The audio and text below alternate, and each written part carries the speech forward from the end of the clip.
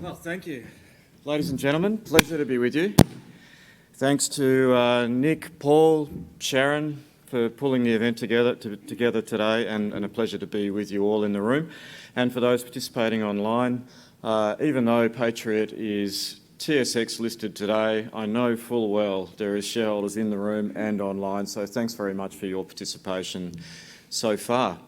I'm going to start with an apology. There might very well be plenty of references to Pilbara Minerals and even the odd sort of Freudian slip interchanging Pilbara with Patriot. I'm sorry about that. It's quite difficult to change hats.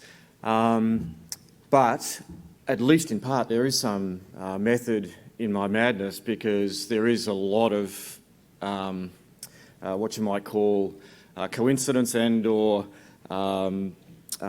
deja vu in my experience getting introduced to Patriot and the Corvette discovery, given what happened at Pilbara Minerals. So to describe that, I'm going to start with a bit of history about what the, ultimately how I got involved in Patriot, how I came to be exposed to the project. So going back over time, 2015, I was looking at the Pilgangoora project with a view to participating at Pilbara Minerals. And as much as I knew very little about the lithium world at that time, when I rolled out the geological maps, on the kitchen table, I was excited about what I saw, because there was huge potential in the geology. The area, Pilgangoora, felt like, and on the face of it, the geology indicated that it was going to be a big body of mineralisation. And, here we are, 7 years later, Pilgangoora is one of the big ones globally. And the drilling proved that it was a big resource, big reserve, and of course now a big mine generating lots of cash flow. And the proof was in the pudding. The geology told all at the end of the day. So roll forward to May 2022, and I'm winding down at Pilbara Minerals and having a look at the Patriot geological maps on the kitchen table and thinking to myself, this is feeling a lot like Pilgangoora in 2015, because the geology at the Corvette discovery feels like it's going to support another big project over time. Now, it's early stages in exploration, but already there is evidence to indicate that it's going to be, one of the bigger discoveries in the last decade or so. So part of discussing the Patriot story today is to tell you about, what it means to have great geology and a really fertile system. What does that look like? But then also to take you on a bit of a journey about what these big lithium raw material projects need to succeed. There's not many of them. You can count on less than one hand the really big hard rock projects globally. As much as everyone thinks there's lots of lithium in the ground, the big projects are very rare. So you need, a great geological host, of course. You need coincident infrastructure and support to grow a big mining operation. And of course you need the market. And they're basically the things that I'm going to hit on today as I talk about the direction that Patriot is taking with the Corvette discovery. So let's talk in a little bit more detail about where we are and the geology. So we're in the James Bay region of Quebec in Canada. For those of you that are not completely familiar with Canada, eastern side, not that far north, equivalent. Actually, when people ask me, they go, it's really cold. Of course it's cold, but it's actually not that far north. Roughly coincident with London, actually, is about where the Corvette project is in terms of the latitude. And the James Bay region itself is becoming particularly important, I think, in the lithium world. There has already been some discoveries, and there may very well be more.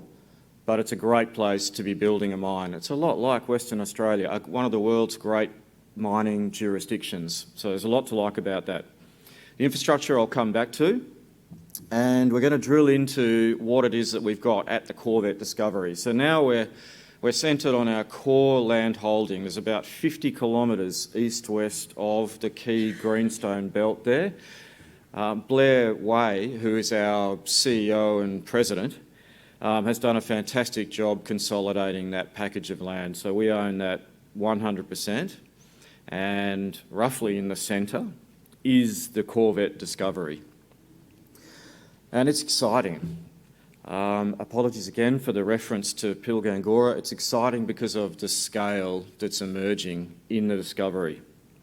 So here we're now centred on the first sort of 20-odd kilometres of that 50-kilometre strike extent of the classic greenstone host. And we're now sort of mapping the outcrops.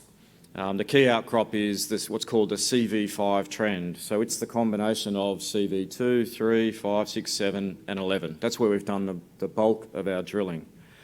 But the outcrops are dotted over a serious, length or strike extent, and that's where another parallel to Pilgangoora is important to reference.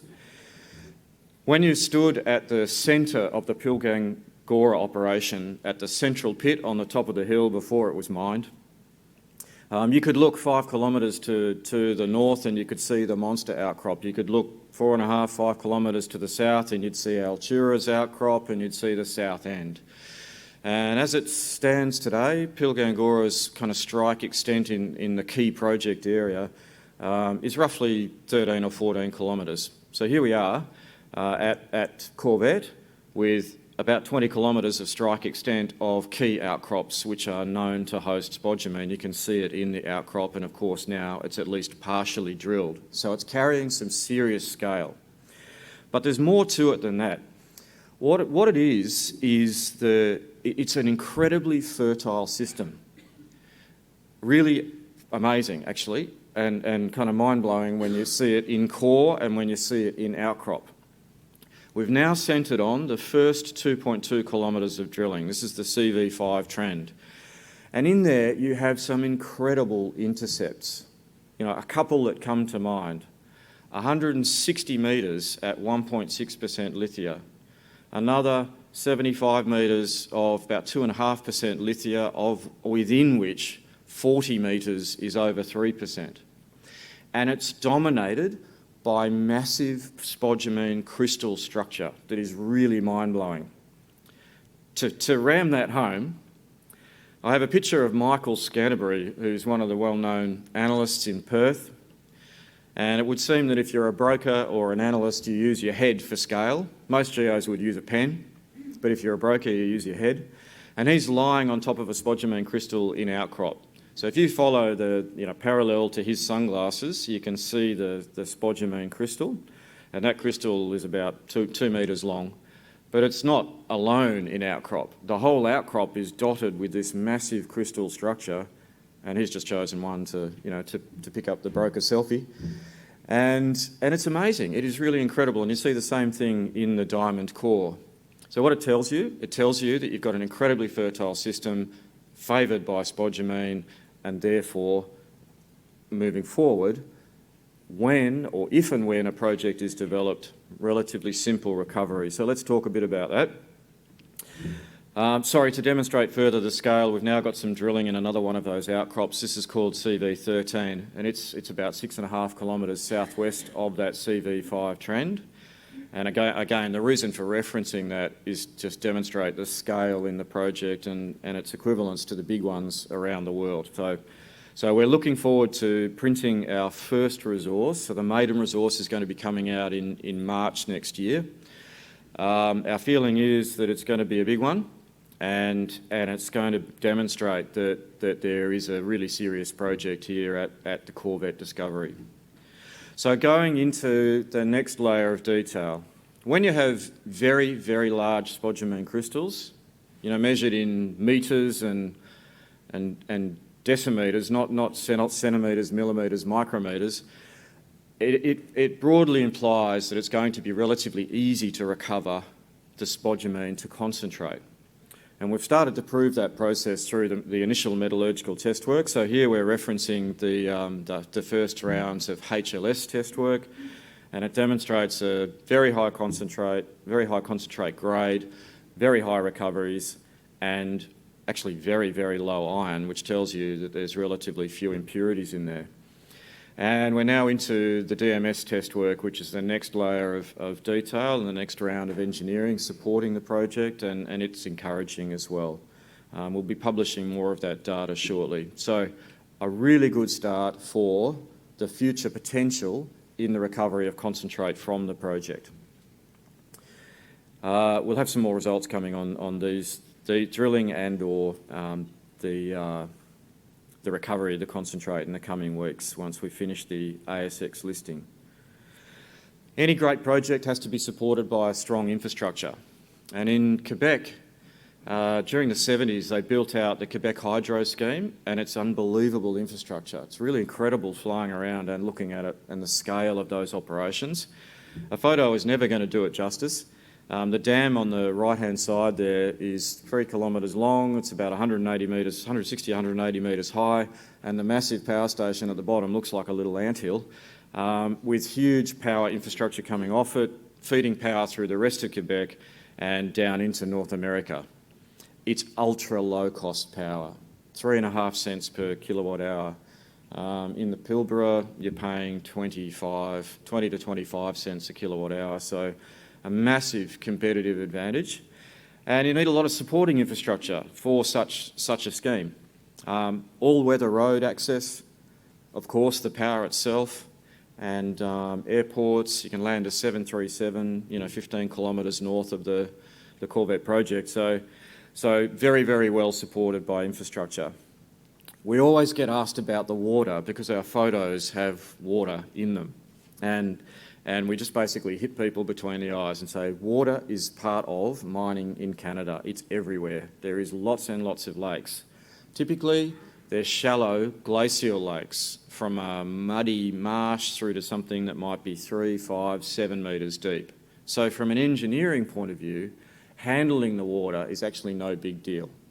Build a little cofferdam, drain it, start mining. And here's the evidence. So these two mines are well, in fact, the one on the left here, the before and after shot, is about 150 kilometres southeast of the CORVETTE discovery. It's the Renard diamond mine. And they've been through exactly the process that I just discussed. They've started a mine, they've built dams, they've drained the lakes, and they've kept mining. And that's exactly the process that's undertaken all the way through Quebec. Other notable examples, iron ore mining, recently approved lithium project called Critical Elements, and they're doing the same thing. They're draining lakes in support of a future mining operation. So it's easily achieved and not such a big deal. North America is the place to be over the next 5 to 10 years. The North American market is rapidly developing with respect to EV manufacturing. It's the world's largest car market, and batteries in support. In fact, the battery facilities are already under construction. But they are terribly served with respect to raw material supply. In fact, the US market, as it stands today, as much as they don't want it to be the case, they will be reliant on China for the next 5 to 10 years. So there's huge efforts underway to open up and mature that supply chain so that you've got access to raw materials and, to the extent it's possible, locally.